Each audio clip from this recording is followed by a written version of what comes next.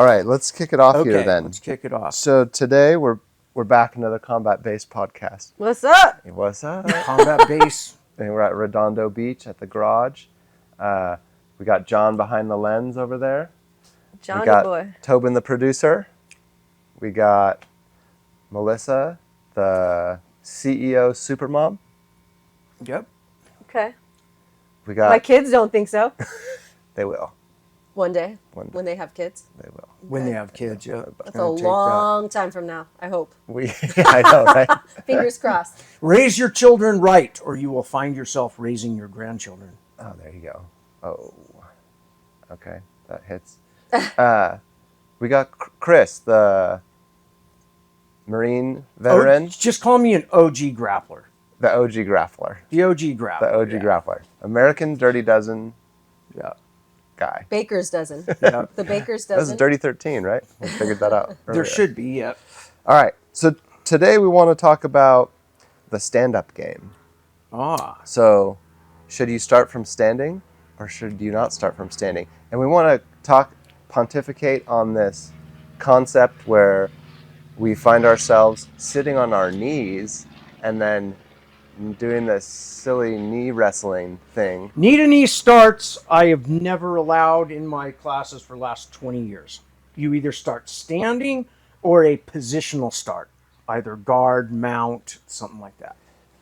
My question is, in the olden days, Yes. when you were first doing jiu-jitsu at the Gracie Garage in Torrance and at the Machado Academy, how did you guys train? What did you do to start? Okay, before I even say that, here's my theory. Environment is stronger than will. And when the environment is a 15-foot square matted area with wooden framed walls with nails and things poking out, it contains you to not want to do stand-up because you'll fall out and hit with a wooden wall. Padded walls are what you found in wrestling rooms, the judo rules, which enables you to do stand-up in a way that is safe. So when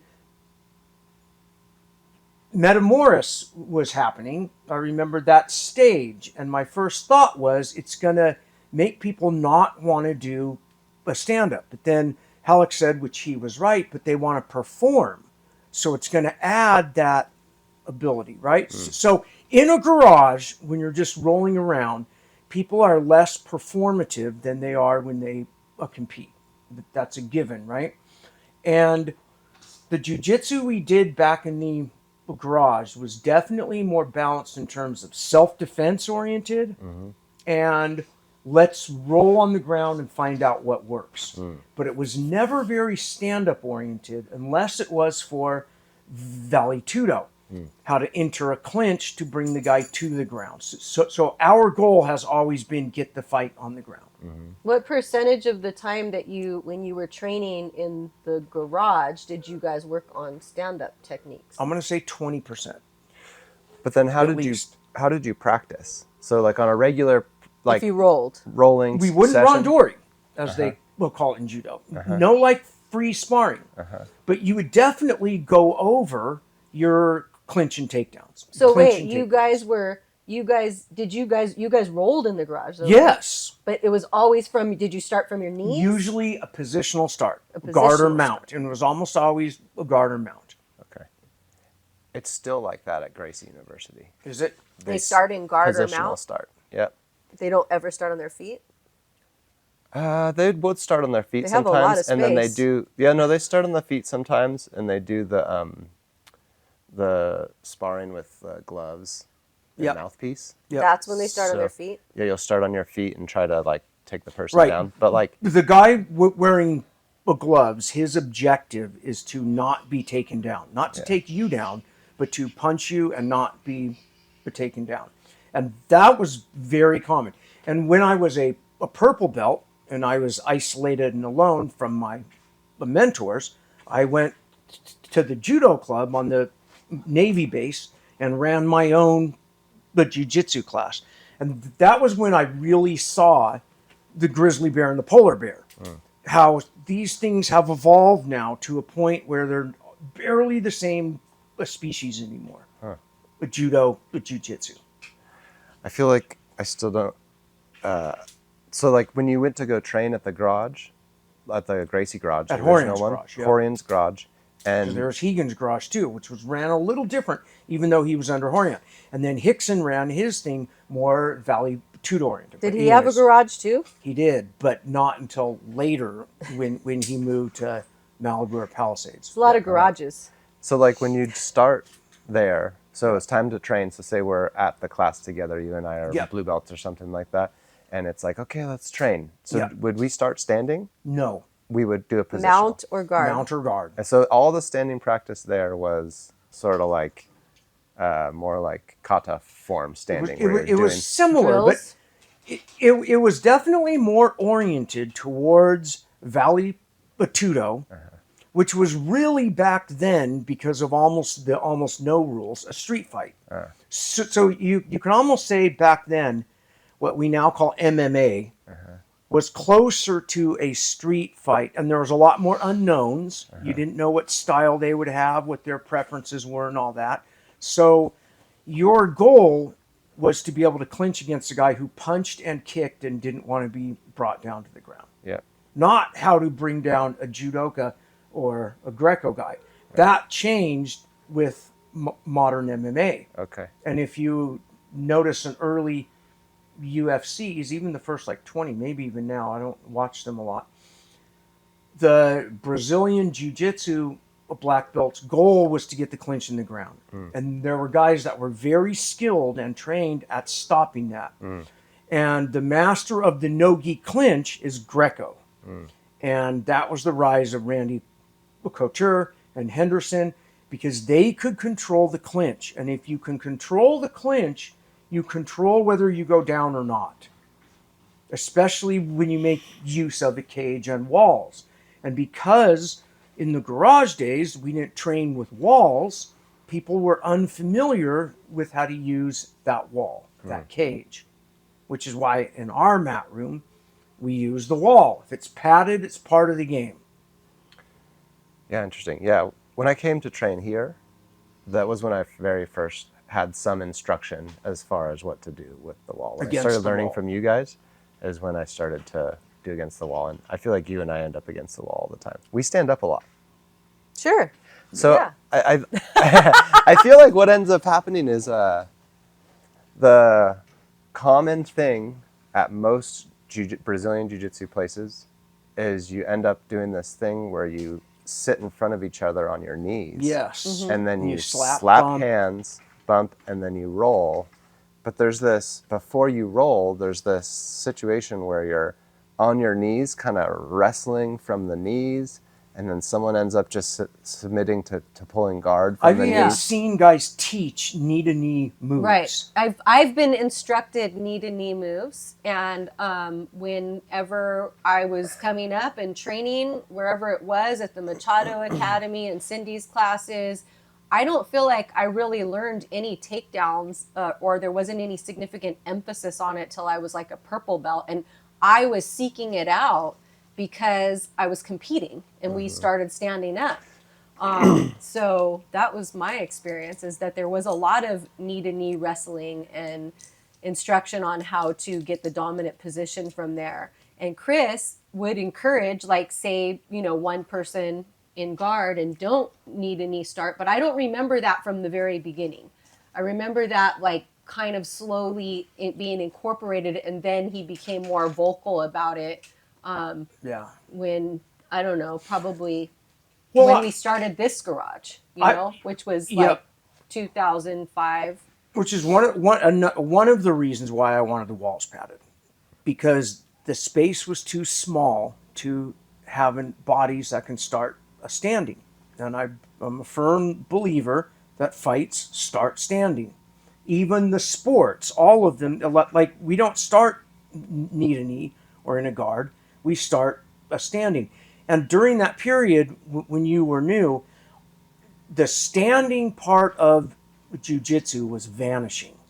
You would go to a month of classes and do no takedowns at all. It was very guard oriented. Yes. It was like a big guard explosion time. Yes. And, Spider Guard and De La Hiva Guard. All the new guards, all the new passing games. Yeah, but I feel like it was like people would just default to guard. And I know people still train that way, but it seems like it was even more common back then for people to just default to guard and pulling guard. 100%. And that a revolution happened in the like maybe when I'd been training a few years, so somewhere around like 2006, 2007, where people started to get more interested in the stand-up game. And it was like if you were going to go compete against a wrestler or a judo person, it was like you were scared because you didn't really know anything as a jiu-jitsu person. And I think we started to at that time incorporate... Which would also make you want to pull guard even more. It would make you want, yes. But we started to at that time incorporate more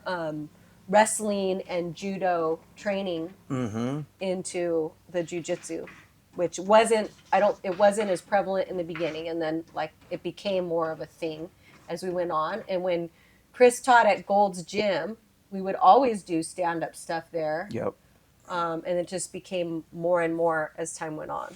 And then that's the thing. So if you think of all the combat sports, all the grappling arts, let's call them, judo, sport jiu-jitsu, freestyle wrestling, collegiate, and Greco, and add Sambo in there too, right? And then each of those have subsets. There's Kozen Judo and Olympic style.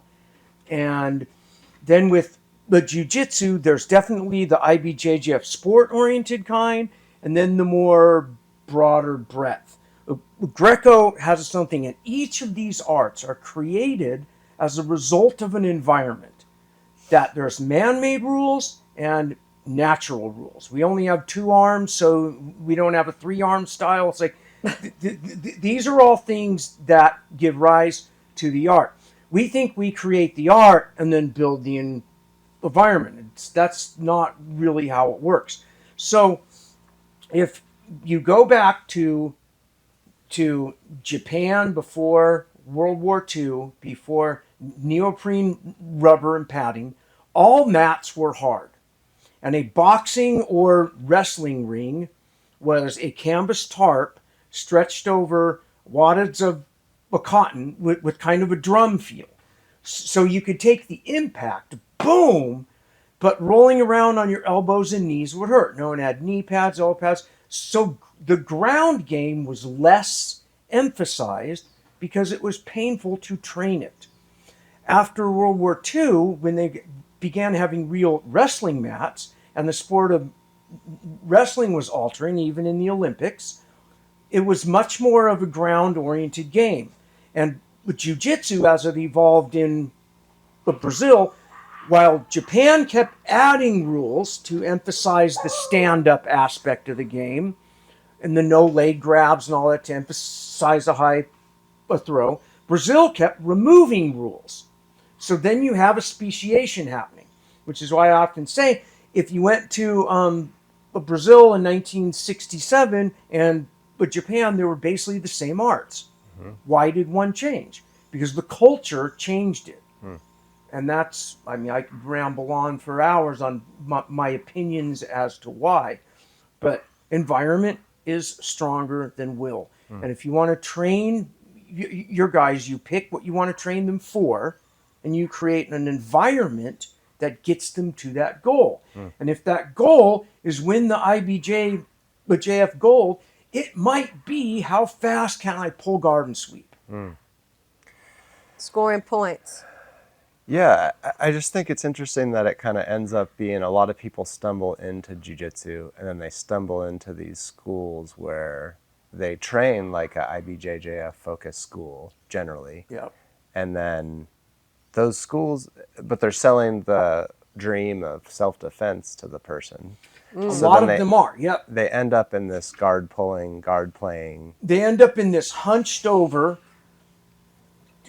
wrestling with a gi kind of thing, a collegiate, not Greco, where they can get punched and uppercutted and kneed in the face. Or it's just like a guard pulling situation Or- where you're just going to be on the ground. You're never going to even. I think there's a lot of people that go all the way through jiu-jitsu and never even learn a takedown. I'm Well, convinced there are. Yeah, Yeah. I'm sure there are. I'm just thinking in my head of my experience, and I've trained at several places, right? And like one place, a Golden State, they did a lot of takedown work and would start from their feet every time they sparred. Yep. But this is a new school. This is a more Yeah. recent thing. I don't remember when they opened their doors exactly, but They I opened want to up, say like, that in this was 2017 or something. pre-pandemic. Yeah.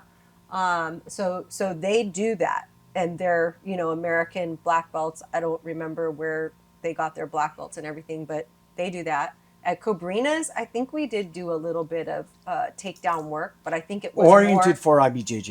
yeah, for getting points, but it wasn't highly emphasized. I think it was mostly guard and passing guard.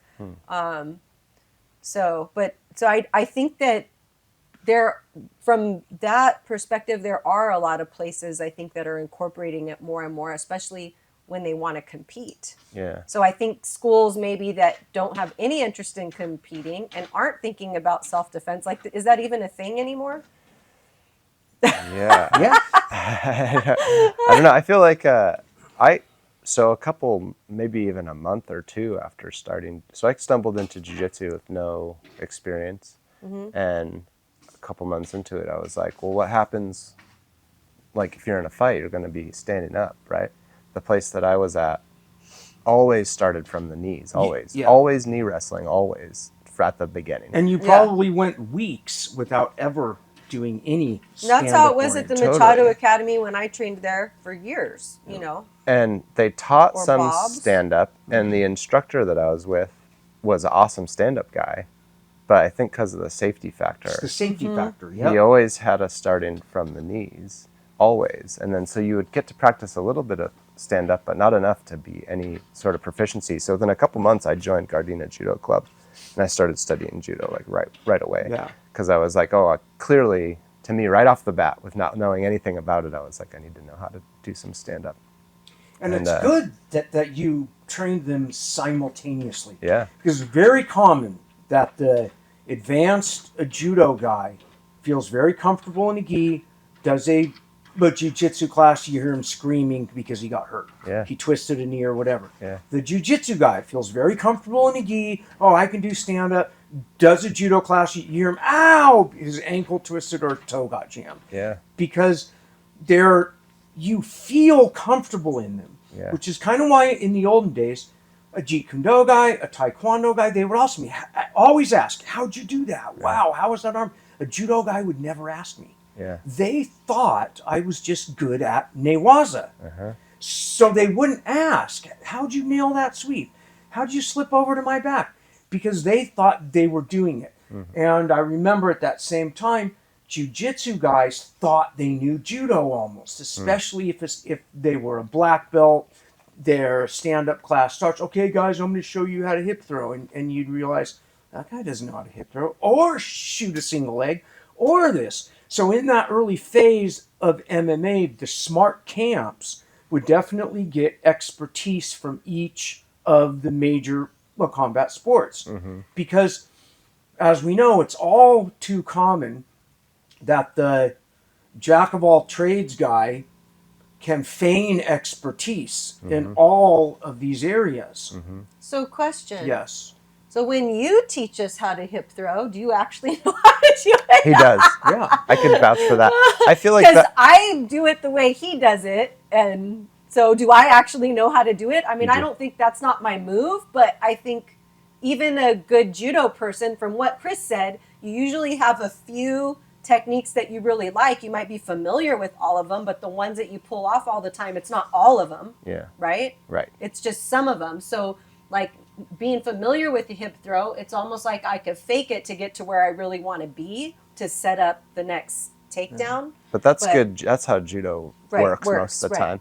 Right. Like, you can sometimes explode into your first attack and like get a good, awesome throw. Yeah. But most of the time, it's like you throw on the number 2. Right. So it's like the 1, then the 2. Yes. Right. And like, I feel like, yeah, that's just Because right. I've taken 0 judo classes ever, but I've learned from Chris Yeah. for, 20 years.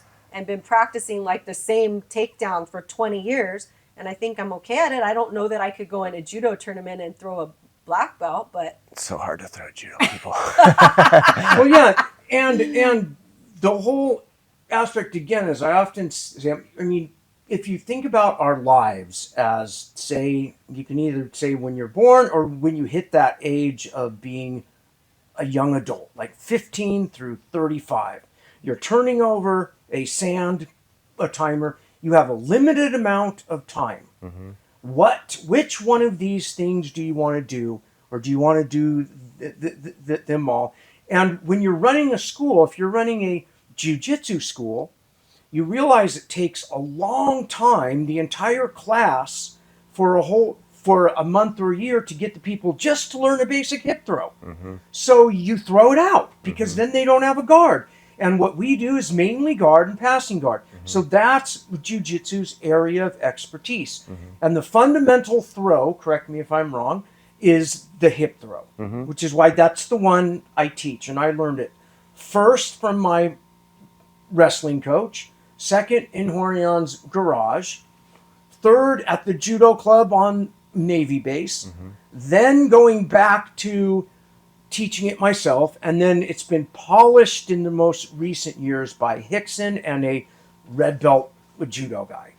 That's where I get my hip throw, and I've never pulled one off in competition ever. but I bluff it. But you have you ever pulled off the valley drop? Yes. Okay, and so have I, and that was the first takedown that Chris ever taught me that I remember. And that's the one that I really like to do, the Tanya Toshi, the valley drop. And that's what Hegan showed me when I was a white belt. And I love that. I love that takedown so much. But I feel, but I feel like there's a lot more to it, you know, because if you're going against somebody who has really good stand up, they might get you before you even get a chance to get in the position, right? Yeah. And they'll uchimata you while you're... Or a wrestler. Yeah. So remember in 2007, I had a match with Carla Esparza, who was a high school and collegiate wrestler. Yeah. And she did, I think it was a head and arm throw from an upright position, and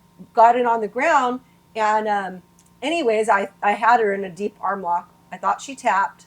She didn't tap. She won the match. So I said after, how'd you like to train with me? And then you can teach me wrestling and I'll teach you some jiu-jitsu stuff. So we started doing that and learning from her. I had been learning for a long time. I was a purple belt at this point, been learning takedowns and stuff, but it didn't really make a lot of sense because I have a hard time learning in a class setting. Yeah. I learn a lot better in one-on-one. So she was showing me like how she finishes double legs and single legs. And it really started to click for me. And I still teach my students what she taught me back then. I still try to, if I get a group of new students, I start with stand-up because I figure not everybody's comfortable laying on their back with people in between their legs, but everybody's comfortable standing up.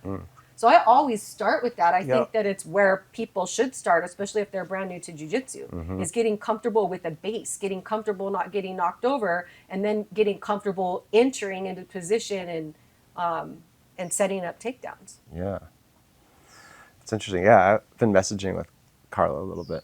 I think she's going to come join us later this year. Cool. Yeah. I always think, I think it was maybe 10 years ago, I was reading that book, A Cryptonomicon, that you guys probably haven't read, but it's this great book that kind of follows 4 lives through history of pre-World War II to now and the advent of the computer age. A lot of it's about the laying of underground cables, how computers work, binary language, all that. But it's got this great part of before World War II, a young Marine wrestler gets in a fight in a bar in Japan against a judo guy. And it's a perfect description of what a wrestler feels like when they've been beautifully hip tossed and think, how did that happen? How did that guy set me up to where it was effortless and here I am flying in the air? Now I'm going to hit a table. Yeah. And he explains that first experience of eating raw fish with a ball of rice. Funny. And like, it's a great book. Yeah. If anyone wants to read a book that takes you back to how exotic it would have been before the age of global travel. Yeah. Huh. Interesting. And the arts were very isolated then. Yeah. Yeah. Yeah. The more I learn about judo, the more I feel like it's like the art of setting up the situation. You know, Which is a good life metaphor. Yeah, it is. And the sport judo emphasizes like executing the technique with like strength and precision, but also the finesse of like setting up the situation such that the technique then comes easy. So your body's prepared to do it with strength and precision, but when it actually comes down to it and you set it up right, it's a gentle touch that executes the throw. So you're ready to do it explosively, but you don't need to at the end of the day if you got that right. I can't remember her name, but one of the judo Olympic girls who was training in the period where Ronda Rousey was first splashing into MMA. Mm-hmm. By the way, none of them liked her. But I was at the Olympic judo place, which is at high altitude, Colorado, which is exhausting. I did my jiu-jitsu class. They loved it and all that stuff. And then afterwards, I did judo. And I remember so effortlessly being thrown by a female my weight. Mm-hmm. And I'm trying, like, I'm thinking, you know, I'm not bad at judo. And she's Olympic level. And it was so, like, I remember just being horizontal, just being, amazing. Wow. Amazing. You know, that, how she set that up, yeah. how she patterned me in. Yeah. And at the same time, I would do that with them on the ground. Yeah. They would fall into an algorithmic pattern and be so easily beat. Yeah. And then I remember I'm in the locker room, I think it was the next year I was there, and I like just mentioned, like, I'm surprised after all these years the judo guys still suck so bad on the ground. And he goes, I'm surprised you guys still suck so bad standing up. And I'm like, touche. Because it's not what we have mastered, right? Mm-hmm. I would say, though, that most people ask me what your classes are like, and I always tell them that it's actually not a jiu-jitsu class, that it's a Kozen judo class. It's very much a Kozen because I feel like that's my intro is, yeah. Yeah, I feel like a lot of the classes I take from you are a Kozen judo class. And you know what?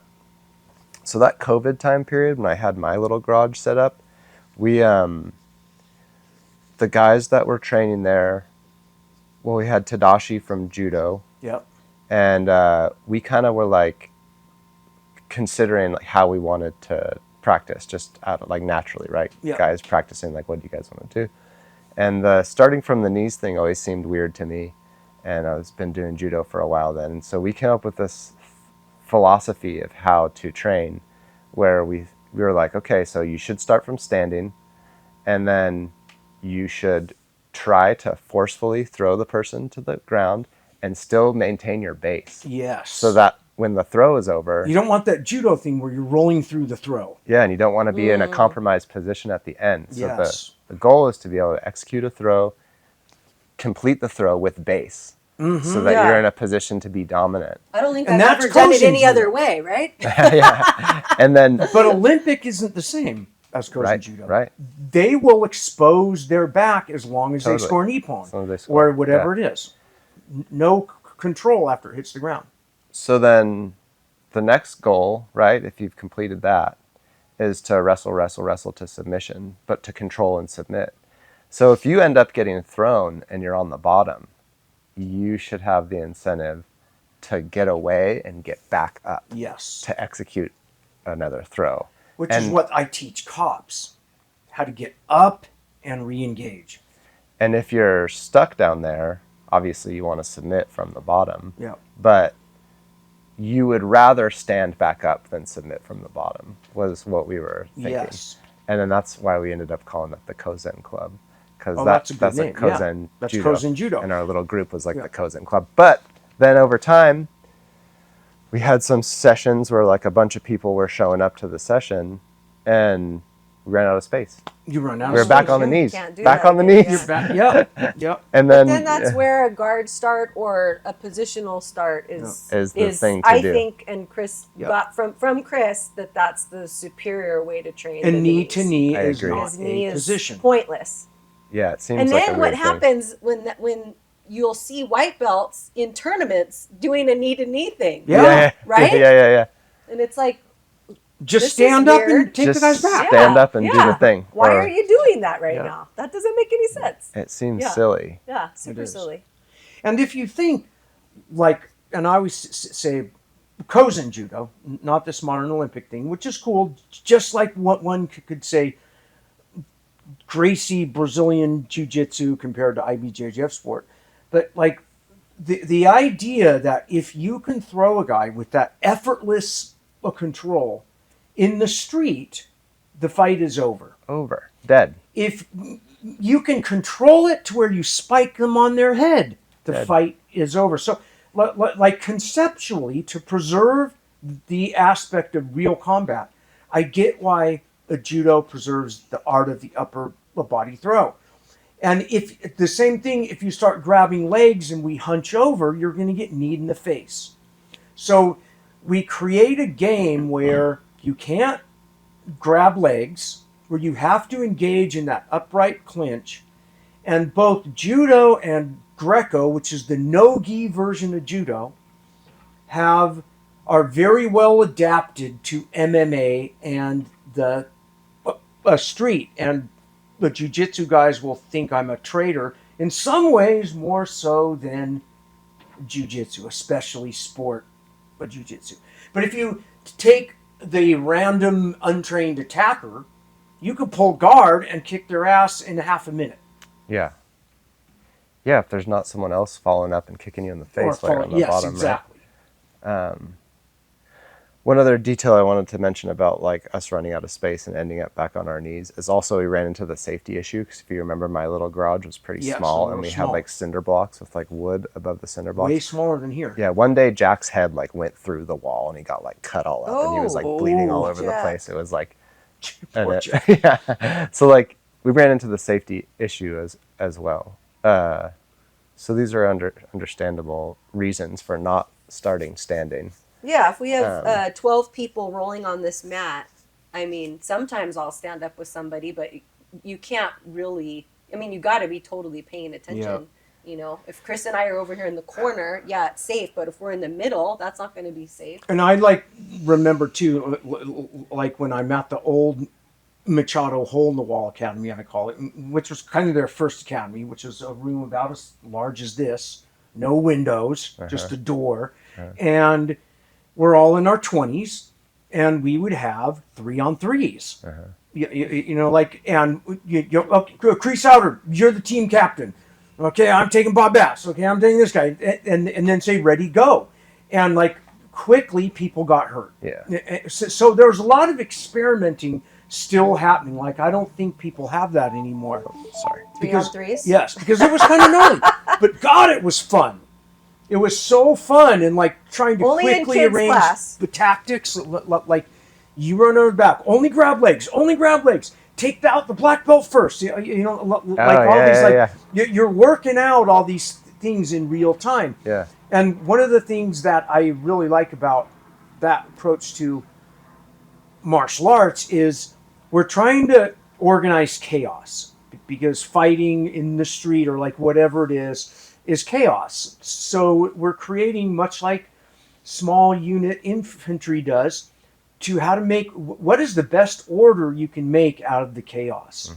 And through dumb ideas, you learn a lot of good lessons. Yeah. The other thing too that I'm thinking about is in order to get proficiency on the feet, like you need a lot of time in that chaos of being on the feet with somebody. Yes, you do. And that ends up being another issue, is that like you not only need to get the fundamentals down, like you were saying, you need to spend a lot of time there, and then you're not doing jiu-jitsu on the ground when you're doing that. Yeah, so it's like, how do you get a little bit of everything?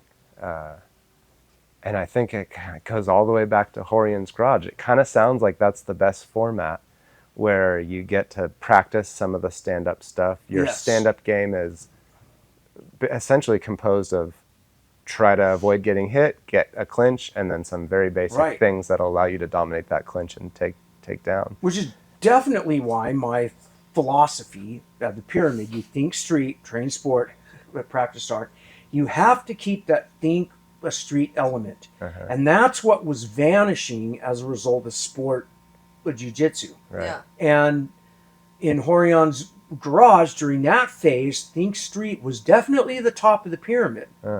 Sport was something you do to train yourself. It wasn't the goal. Sport is training.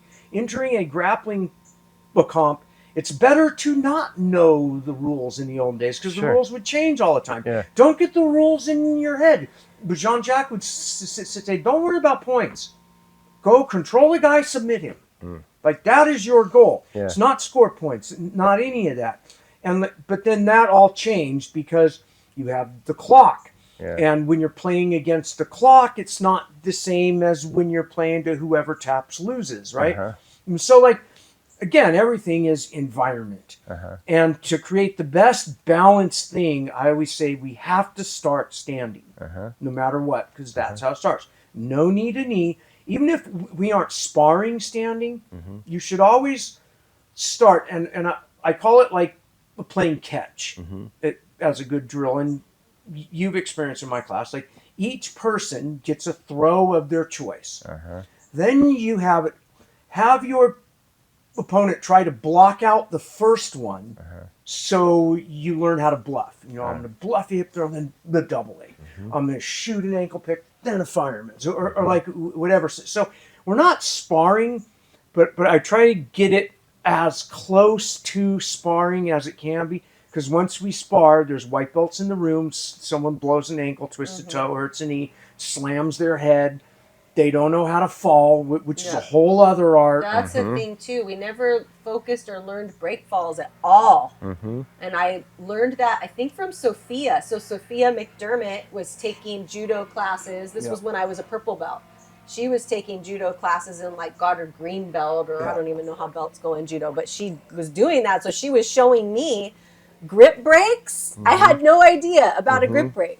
And no idea about a break fall. When you're standing, So, yeah, she was teaching me these like basic fundamental judo things because she wanted a practice partner. So she was basically showing me. And that was also another really good like one-on-one training that I was doing with her for a significant my period of time. old That's a cool experience. warm-ups when I was younger, and I have a very modified version of that now, is we start with a run. Because running is the first thing you got to learn. If you're in a street altercation, know how to run. Any kind of self-preservation. Yes. If you can't run, even if you need to catch a flight. Yeah. You got to run. Then we would have rolls. Then the break falls. Then the various low shrimp, middle shrimp, high shrimp, but to standing. And I would do all that stuff, and I'd have pretty long warm-up.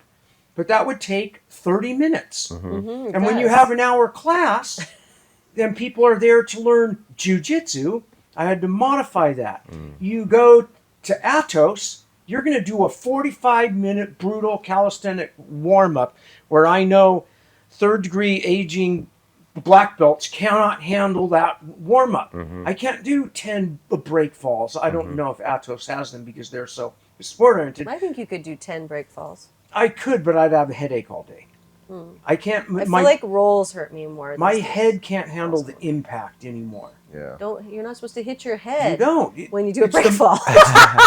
It's the moving. Your head rapidly moving and then You stopping. gotta tuck your chin. I would go Your to. head still moves through space and then suddenly stops, and your Okay. brain jostles. Do Your it. head Do it moves through slower. space. Do it slower. I would go to I can't do break falls anymore. to like Tenri Judo, which is that judo place I was telling you about Yeah. in East LA. That's where Crone got his black belt. I don't know if I mentioned that from that Tokuzo Takahashi there. Yeah. And yeah, the warm up. I'd be exhausted at the end of the warm up Yeah, they're brutal. because those guys are all like trying to go to the Olympics and Yeah. stuff. And yeah, It's intense. it was so intense. The warm up was so hard. Hard. And then the warm-ups, warm up's yeah. over, and then it's 8 to 10 rounds of standing tachiwaza randori, and then like 8 to 10 rounds of newaza. It was brutal. And then 700 to 1,000 sit-ups at the Yeah. end. It's like totally gnarly. Wow. Yeah. Well, that's the thing I always it's like when you're trying to get ready to compete in any of the combat sports, really any sport. You got legs, lungs, and grip.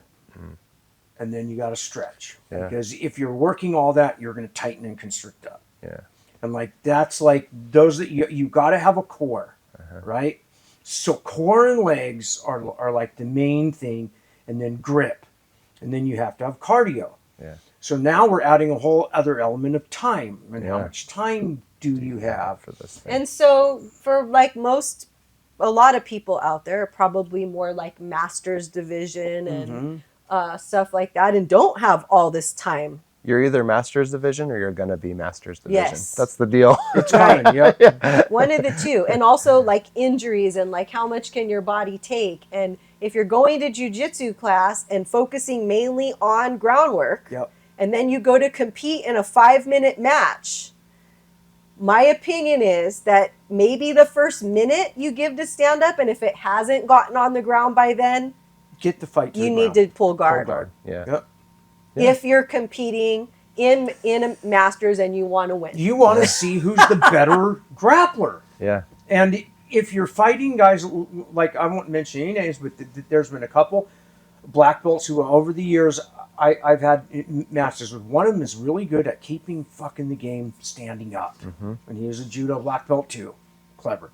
And like really... I said, I'm not going to mention I know. any names. I'm I'm not going to mention All right. any names. But he is really fucking good at making sure he gets the takedown or advantage. Oh yeah. Clever. And he shit. could milk a 10-minute fight that way, and it'd be frustrating. And I would end up pulling guard, and he'd run from the guard, and I'd stand back up and try to get him. We're like, fuck, how can I pull a guard where I can...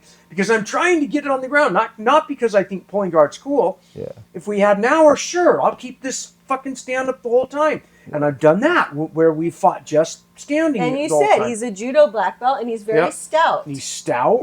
I can't get under him. That guy's badass. I remember being a blue He's belt tough. in a tournament and like waiting in the bullpen, and me and Kleber were like sitting on a cooler together, just like waiting for our matches. And then he went out, and I saw him hit a no-gi drop seonage. So he Yes, grabbed his the drop guy's swords are wrist incredible. and then dropped and threw the guy so hard. And I just remember being like, "This guy's amazing." Yeah, he's good. One time I almost got his back on that. Oh, nice. And he Yeah. and he abandoned it, rolled through, and he got an advantage. He lands like so deep under you when he Yes. does it. It'd be really hard to Dives stay there. under. Yeah, he jumps your under. legs, Yeah. yep. Anyway, the other thing so one of the concepts in judo that makes judo a good practice is that they have this like mutual benefit value where during judo practice, unless you and your partner have like explicitly decided like, hey, let's make this like a tournament round, we're cooperating. Yes. So basically, if we're doing our randori, when you go to enter your throw, I give you a little bit Yeah. to Yep. be able to execute your throw, which is the way you're describing the way that you encourage your That's the students Kozen to judo, I think. practice. Yep. Yep. And it allows the person to get the repetitions of like setting up their throws and executing them with someone that's like cooperating a little bit, allows you to Yes. fully execute your throw.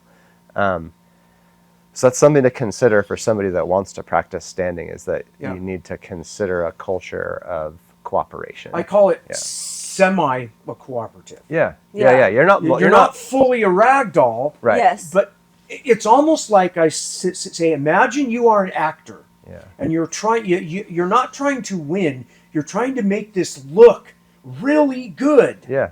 Make your opponent Over-exaggerate. look good. Make Yeah. yourself look good. Mutual benefit, right? yeah. You And both then- want to look good. Yeah. When I would do this drill with you, you would say like, and I've done it with my students too. Once you hit the ground, Then you roll grapple. for like 30 seconds Yes. before you stand up, so that you're not in the habit of just like You take don't down, have- stop, Right, and then it's over. Yep.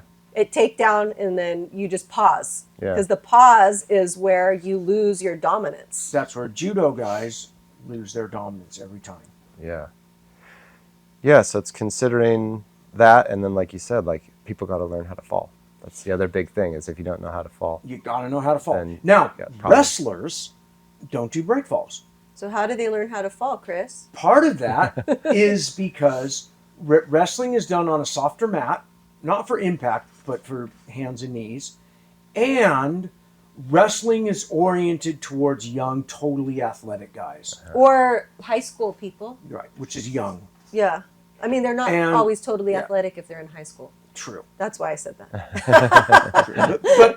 Yes. So in wrestling, which is why I say wrestling college freestyle is the art of being on motherfucking top, no matter back arching motherfucking what. Mm-hmm. It's not about learning how to gracefully fall.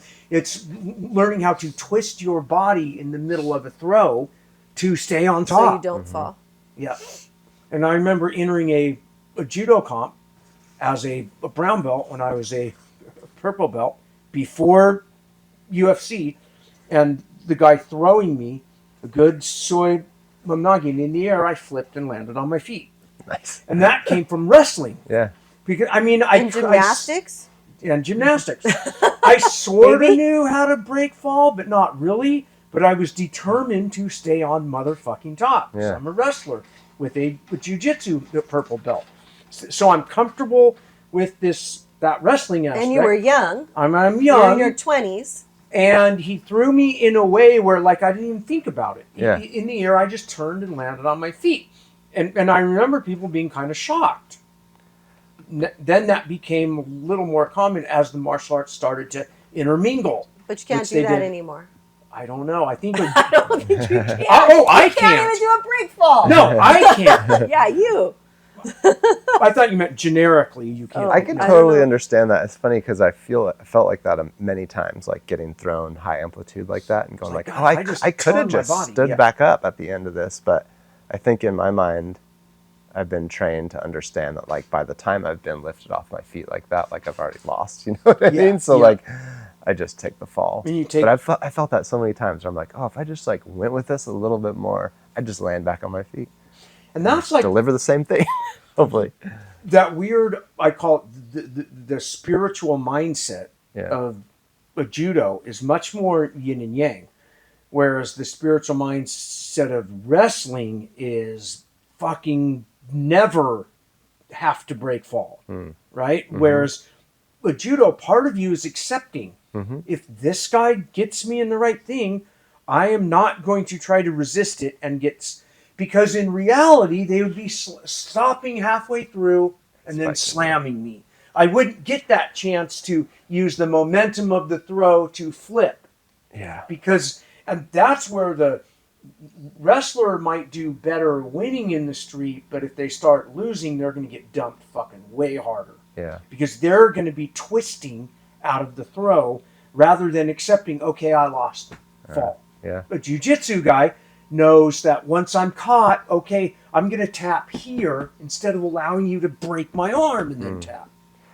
Have you seen that? There's a cool video online somewhere. I don't know where I saw this, but it's basically Hayward Nishioka, who was Olympic judo guy in the 60s. And he's like the head of NANCA now, which is the governing body in Southern California.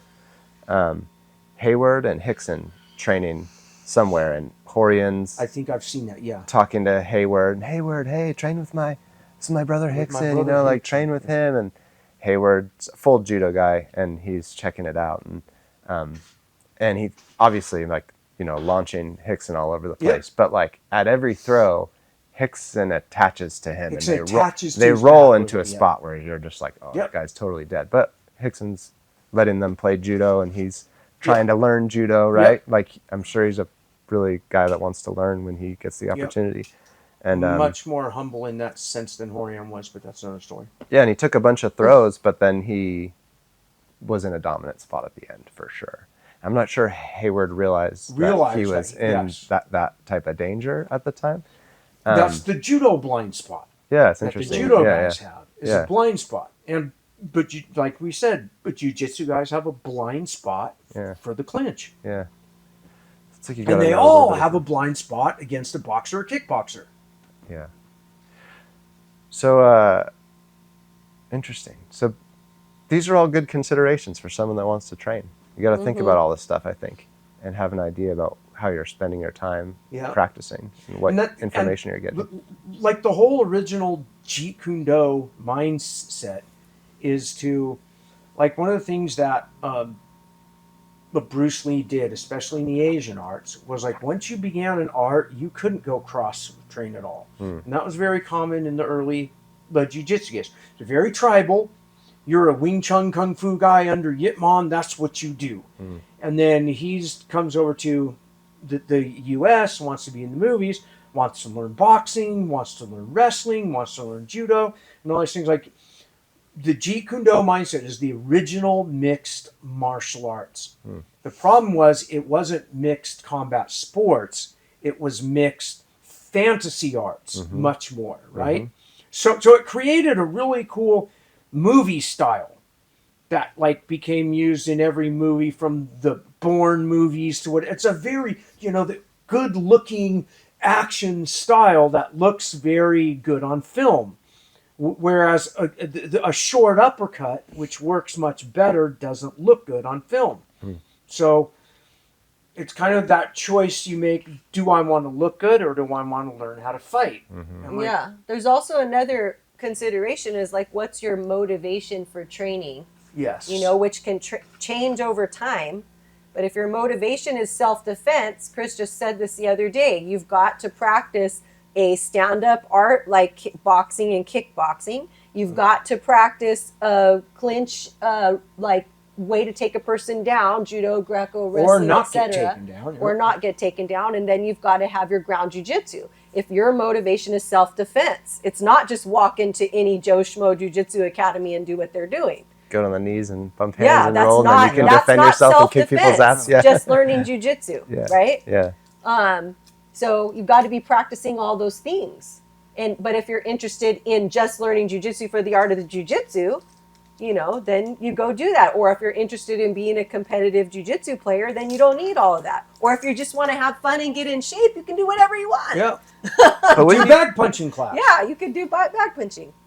But it's almost like that's optimal.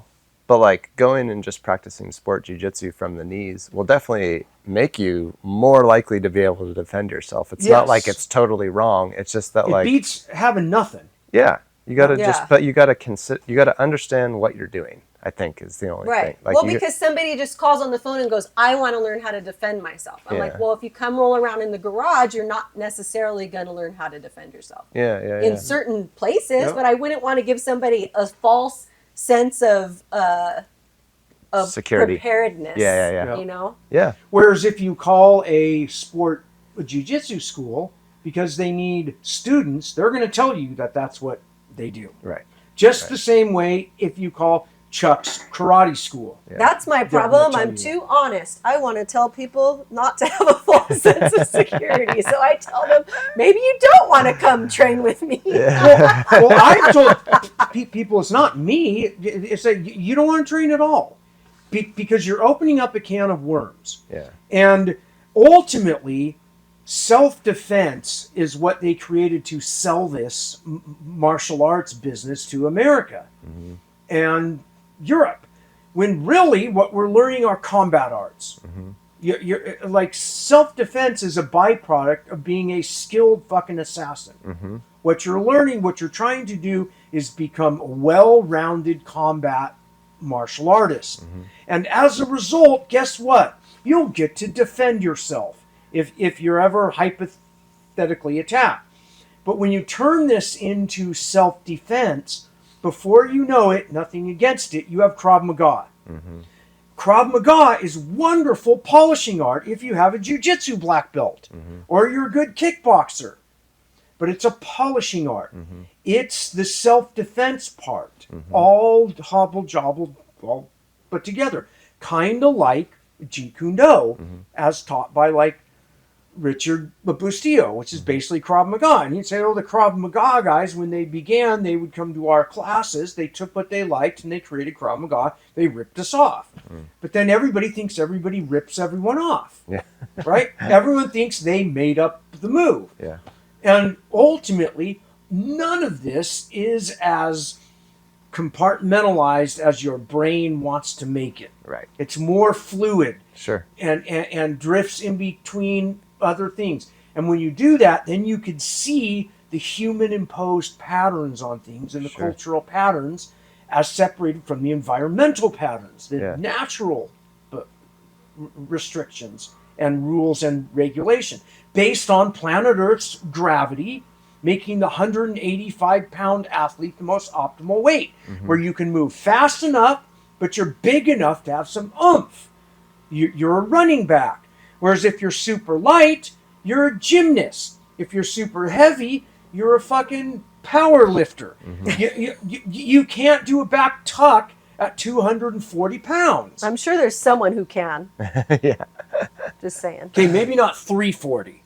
Not on planet Earth. On the moon, you can be 450 pounds. I don't know. I'm And gonna look do it up. fucking triple back handspring back tuck. Because the gravity isn't the same. And so even being on the planet Earth, that changes. So my brain, which is always thinking in sci-fi land, I imagine, humans exploring the space, we're on a space station thing or like whatever, change the gravity to change your training. Okay, let's turn the gravity up in this room. So now we're all fucking heavyweights, where all these lightweights are moving slow, and when they hit it, boom. Let's put the heavies in there and turn the gravity off a little bit. Now they're moving like lightweights and moving like squirrels in a fight. And it would just be kind of a cool, experiment. And if AI ever hits big, I've got thought experiments for the last 40 years that I would love to throw in and see what would happen against this and that, throw in a weapon. The other cool aspect I would do all the time in my early things, we'd be rolling around the ground, I'd grab a knife and I'd just throw it in the fight. Nice. All right, guys, there's a knife. And then they're scrambling to grab the knife or a gun. Then People get their fingers twisted and their eyes poked. There's a real example of that experiment where people who do altitude training for any kind of cardio sport, right? So they sleep up at they sleep at altitude and they train at in order sea level to increase their VO2 max. And so it's kind of like that, adjusting the gravity to train at a certain way to improve speed, explosive,ness, and you might compete back at Earth's gravity. That's kind of a fun way to think about it. Yeah, back on Earth's oxygen. And then we're getting into enhancements, right? Yeah. The whole thing with performance enhancing drugs, and can you restrict them? Should they be legal? Shouldn't they? Should we have a everything's legal division? Go ahead and modify your body the best you want, or should we not? I remember, and this is I actually last night I had a dream, and my dad was in my dream, which occasionally he appears in my dream. He died 14 years ago, 2006. And but I remember when he died, because he had lymphoma, there was a refrigerator full of EPO, which is blood doping. And just for ethical reasons and not wanting to do injectable drugs reasons, I didn't take them. But I remember thinking, fuck, I could shoot one of those before I competed, and my cardio would be through the fucking roof. I'd be Lance Armstrong, mile 25, and just be able to fucking go, fuck you, ha ha, boom, and zoom, right? And then I would think, God, I bet all those Brazilians are blood doping. That's why they're doing 10 matches in a row with washboard abs, never in a weight room once. They're fucking doping. Yeah, it's one of those things. But God, EPO would be the shit, right? To just have cardio for fucking days. Magic to be pill. able to pour it on That would be at nice. 5 minutes into the match. Yeah. Where your opponent's exhausted and you haven't even hit a gear. Yeah. Which is what I noticed early on. Melissa had mini matches where even if she lost, the other girl would be exhausted and she wasn't. And I was trying to tell her, you've got another gear that they don't fucking have. You just have to know when to turn that thing on to grind them out. And that's the wrestling aspect of this thing. Is wrestling is a very cardio fitness oriented thing. Where when the whistle blows, you fucking go until you die or it stops, right? Yeah. Did that win or die fucking trying attitude, the best work ethic comes from wrestling. Yeah. Boxing has the best long-term ethic of work. Yeah. Because you got to do 10 fucking rounds of this shit. Yeah. So it's more about metering yourself. Greco is the art of the no-gi clothless clinch. Judo's the art of the cloth clinch. Jiu-jitsu is the most adaptable, and has the longest shelf life. You could do it at my age and not hurt yourself. There you go. Whereas boxing, I can't fucking handle getting punched anymore. Judo, my head can't handle the impact, and it hurts my body too. Forget wrestling, can't even move. Wrestling, yeah, fucking like... Jiu-jitsu, you could just roll around on the ground and just... It's the laziest. Yeah. It's the Be laziest 1,000 of the years combat old. sports. Yep. I think the question is, because I think if you're looking at this and you've decided I need to incorporate some stand-up training into my training in order to complete this picture for myself or whatever, I think the next question you might have is, what stance should you stand in when training, and what's a good stance to train? And I think that's a super important consideration because all these different arts have different stances. They have very different stances. And you teach a universal stance, you call it. And I think that's an important consideration to think about because, you know, I think even when you go to compete, I've always kind of thought that regardless of whatever the rules were, I would want to compete to train myself in the optimal self-defense kind of situation. So because competing, you're training for self-defense. Right. It's not you're training to do the sport. Right. You're training to do the art. Right. Yeah. So do you want to, do you have a gym shut out? Sure. So we're going to hit a gym shut out and then we then could I'll demonstrate answer the that, stance. Yeah. All right, guys. Today we want to give a shout out to the Outsiders Combat Club in Oklahoma City, Oklahoma. Love the place. They offer training in jiu-jitsu, MMA, and striking. So well-rounded facility. Definitely some starting on the feet happening over there. The club is situated on North Broadway Street in Oklahoma City, providing a dedicated space for enthusiasts of these combat sports to train and improve their skills. Nice. And it's run by a UFC Mixed fighter. martial artist. Nice. Mixed martial artist, yep. Which guy is that? It's Julia Avila. Oh, that's Julia's Julia, place? yeah. Yeah. Oh. And her I husband. haven't yeah. done my research yet. Yeah, there's a couple of other black belts over there as well that train that run the facility with her, and her husband's over there too. Oh, awesome. Yeah, she's coming on the podcast in 2 weeks. Cool. Yeah. Hell yeah. So, regarding stances, right? Yeah. So, are you right-handed or left-handed? Or do you want to be ambidextrous? I always wanted to be ambidextrous. I would even purposefully try to do things left-handed, like write for a while and do art and all this stuff, because I wanted to be ambidextrous. Now, the grappling arts, you tend to lead with your writing hand, your dominant hand. Wrestling, judo, Greco. Striking arts, you keep your dominant hand, your power hand, in the back.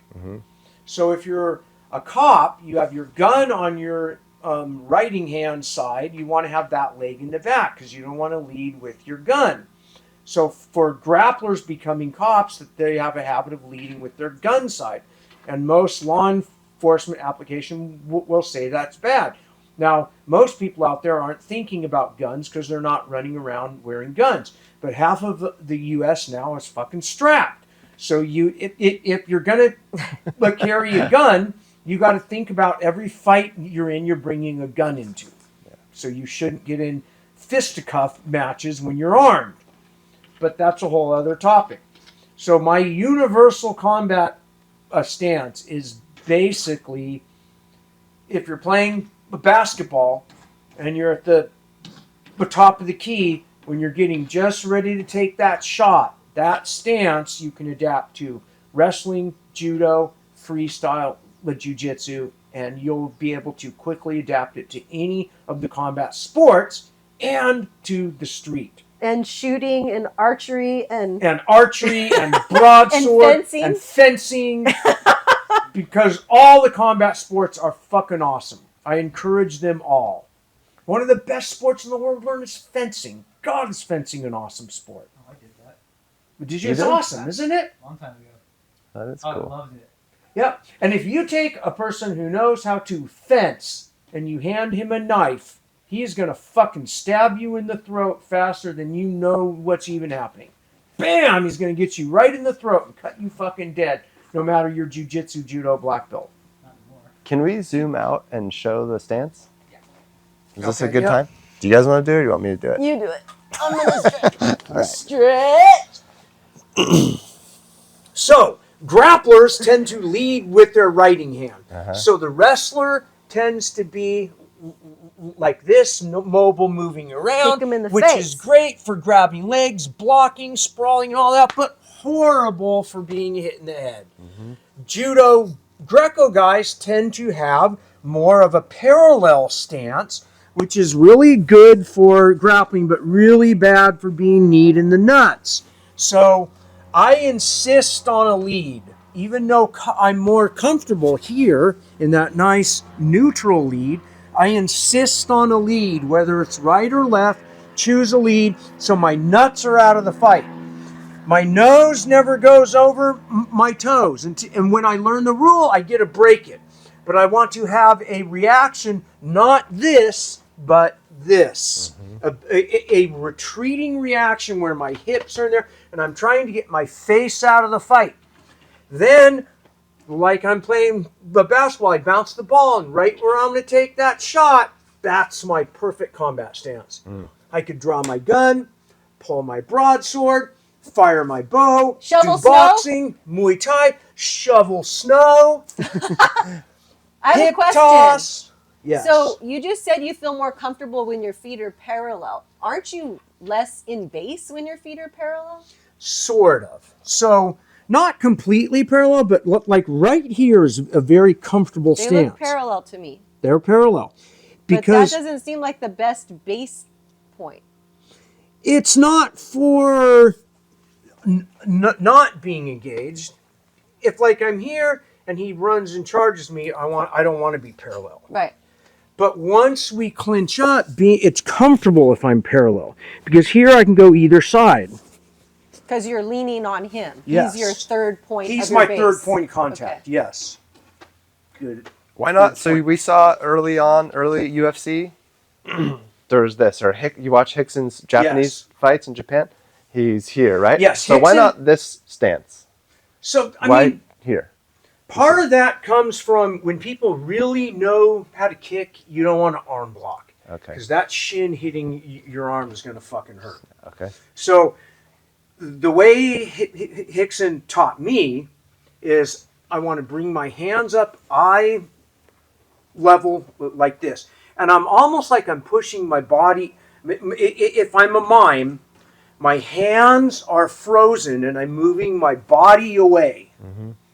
And my feet are ready to enter. And God, I'm so old, I can barely do that anymore. With the teep. And I'm waiting to get a reaction off of you. Whether I'm moving and you back up. As you step back, I'm going to enter. Or you're approaching me. When your foot hits the ground, I don't want to enter. Right. When your foot's in the air, I'm waiting until it's in the air. I see. And I'm keeping my hands up to block my head, the knockout triangle. And I'm a warrior. I can take shots here and here. And some people don't even know. People who train martial arts don't even know if you get hit right here, that's where you get knocked out. That's why you call it the knockout triangle. I find that fascinating that people don't know that. And the most important, one of the most important things you're doing that you're failing to mention, going your stance, is you're drawing your hips towards him. I'm you paralleling can't have my your hips off to the side because then you're vulnerable. His foot's not out like that. He's hips forward and is trying to face his toes toward you to prevent like lateral shots. And if I'm here, I can't shoot. I don't have. Then you're vulnerable. Your base is vulnerable. And my knee's vulnerable. Yeah, a lot of the judo attacks, your hips have to be squared Right. Yes. to get the right technique. It looks like they're coming in with like a sideways hip, but it's actually coming in with a square hip and then turning. One of Hickson's drills I love, and his hips are old too, so you can barely do it. But He has new hips. You hold a hand out here and you practice that knee stomp kick. Oh, interesting. Here, right? Yeah. Where actually I'd be hitting your knee. And God, this rug is slippery too. But don't fall. this is the spot. And that hurts the fuck out of your knee, right? But if you just hold a hand out, I could practice that stomp kick. Yep. That's interesting. Remember at my training spot, there was the picture of the guy.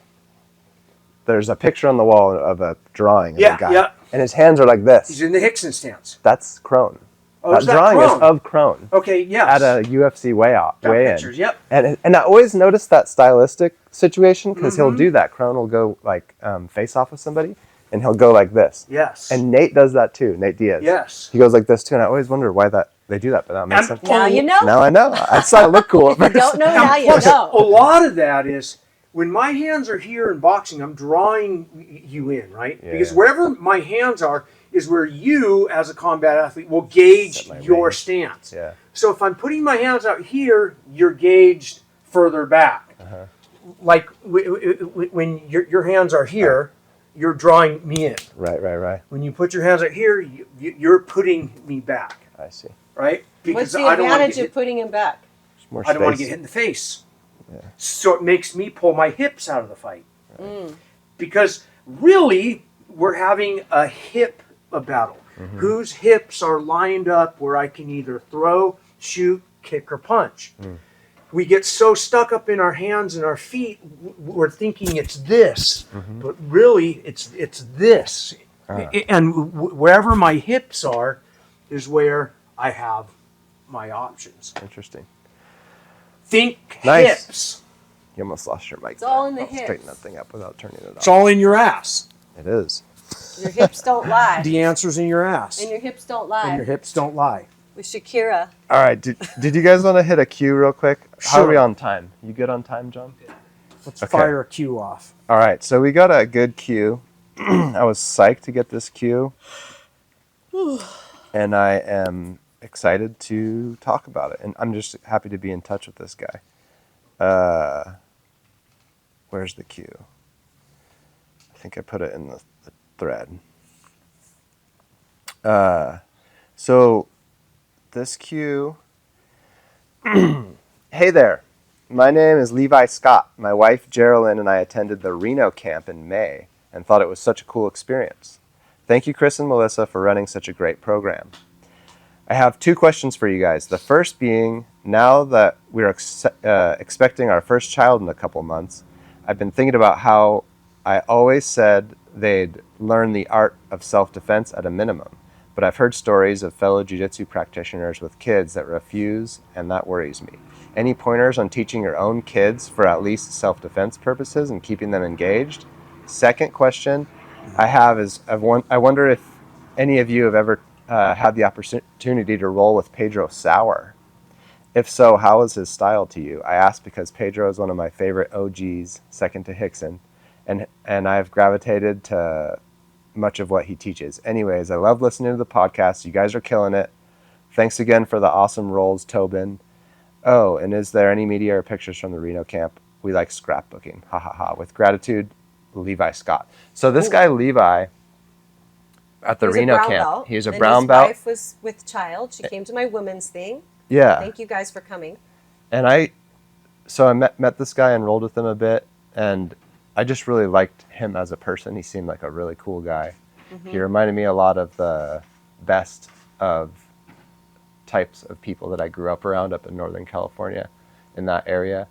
And it's always like, I feel like I come across these types of, this caliber of martial artist time and, every now and again, where I believe he trained for like 8 or 9 years with the Diaz brothers in Stockton, and trained with Crone a whole bunch, did a bunch of MMA, and then continued on doing just jiu-jitsu. He trains under a guy named Gary Great now. And a little bit of a specimen. He was super fit and super strong, and his jiu-jitsu style was that of Crone and Nick and Nate Diaz, just really methodical, really sharp technique, really smooth. So I think if you're like that, and then you're nice on the mats and a cool guy, that's like what you would want in a training partner. Absolutely. And so it was a total pleasure to You want a highly skilled, nice guy. Totally. And it was a total pleasure to get to be with Levi in Reno, and I'm so stoked that we have these types of people writing in questions to our podcast and listening to our podcast. So thanks, Levi. 100%. Thanks, Levi. Levi. Yeah, hell yeah. Hopefully we get to see him sometime down here. That'd be awesome. Be awesome. Yeah. And to answer Levi's Yeah. question the first kids off, question. Pedro Sauer, you can't go Pedro wrong. Sauer, yeah. I've been hosted by Pedro Sauer schools before. There are always guys that have very solid, think street oriented and finely tuned art style. And they have people that compete in the sport too. But Pedro, if you guys don't know out in the listening also, look up Pedro Sauer versus bodybuilder. I think they call him a bodybuilder, but he was actually a karate black belt brawler too. Huge monster in this giant overpacked martial arts school. It was like in the challenge days, and Pedro looks tiny. He's actually not that small, but next to this guy he looks tiny, and it's great how it's a long street fight, and it takes him a while, but he beats him, and it's a very much, I think Pedro got his black belt from Haleo, if I'm not mistaken, came up with the young Gracies, the Machados and all that, and is definitely the fucking real deal when it comes to fine-tuned martial arts. So you never trained with I've him at all? never trained with him. I've trained in rooms where he's been in the room. I refereed a mock self-defense kata thing that he did once, but no, I've never rolled with Pedro. I've always wanted to. Super nice guy. I'm sure if I got the opportunity, he would roll with me, and I'd be fun before we're too old, right? But so, and then regarding getting your kids in martial arts, in some ways I would say that's kind of a sticky subject with me, being the fact that I have a 14-year-old girl and an almost 10-year-old boy. They don't train. And wish they both did. But we've Wish they taken the did. approach because Chris said that Hickson told you to put them in everything else and let them come to you and ask you, Yes. if not beg you, to be able to participate. And Especially if they're stubborn like my son, who everything has to be his idea. yeah, Andy naturally, as a little baby, had wrestling inclination, maybe Yeah. just from hanging around, He and really would does, come back yeah. here and wrestle with all the He knew how to guys. sag his Um, hips. Yeah, and would try to beat up on his sister, which prompted her to come to me and say, Mom, I need to learn how to defend myself against my brother. At which time I put together a jiu-jitsu class, invited some other kids, and started a little program, which I ran for like 2.5 years until she just had enough. And she really didn't enjoy it, but like for some reason she seems like mature, because she came to me, it's like, I need to be able to do this so that he doesn't just tackle me. Yeah. And I think she learned stuff and she'll keep it with her. Do I think that my theory and philosophy is that if you're going to defend yourself, you need to be practicing it in an ongoing situation?